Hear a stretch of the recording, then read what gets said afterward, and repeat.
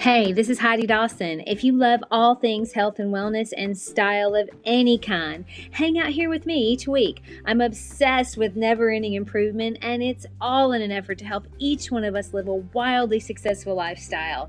Subscribe today so you don't miss a thing.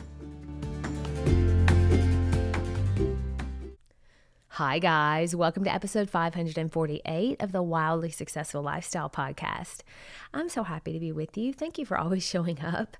Life is full of choices, and I feel really honored that you're choosing this podcast to listen to.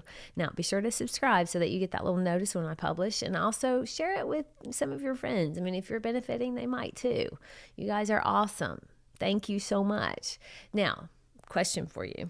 Have you ever gotten advice that didn't sit right with you? Maybe it was unsolicited, or maybe it came from someone whose life didn't exactly inspire you. In my opinion, who you take advice from matters as much as the advice itself, because advice can be a game changer. I mean, it helps us grow, avoid mistakes. It can even help us move forward faster.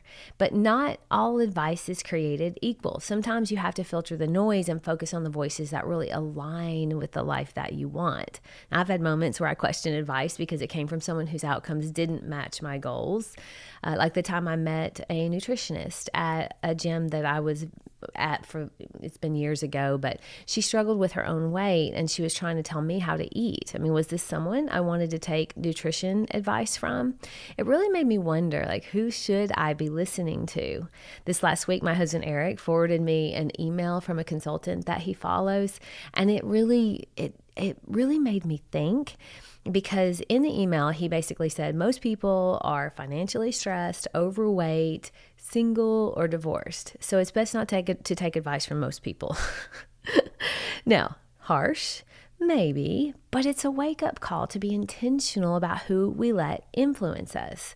Think about it. Would you take financial advice from someone who's broke? Probably not. Or health advice from someone who isn't healthy? Probably shouldn't.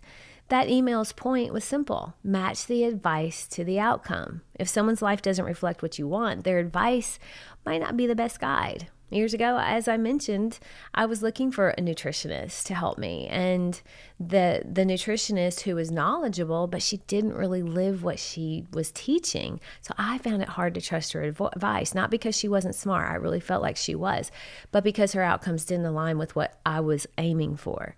And it isn't about judging people. It's about choosing advisors whose results match your goals.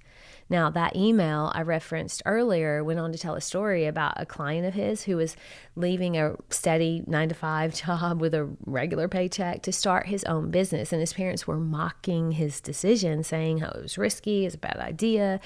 But when he really reflected, he realized that his parents' life was not how he wanted to live. It was full of stress. They lacked fulfillment. It was the opposite of what he wanted.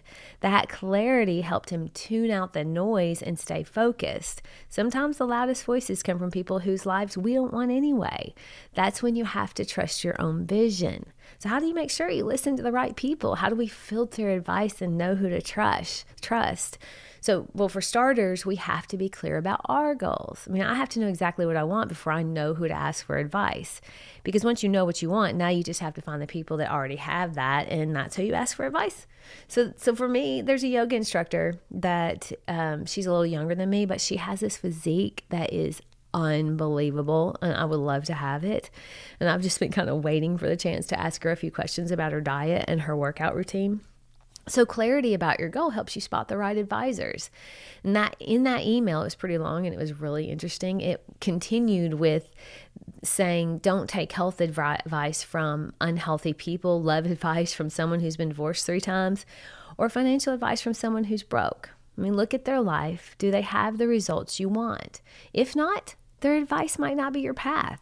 And look, this doesn't mean they're bad people. It just means that their experience might not match your destination. And that's okay. I mean, one of the best pieces of advice I've gotten is love your family, choose your peers. Tony Robbins has been saying that for a long time.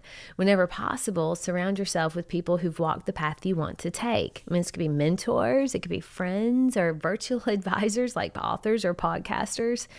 If you're serious about something, make a list of some people whose outcomes inspire you and then start learning from them.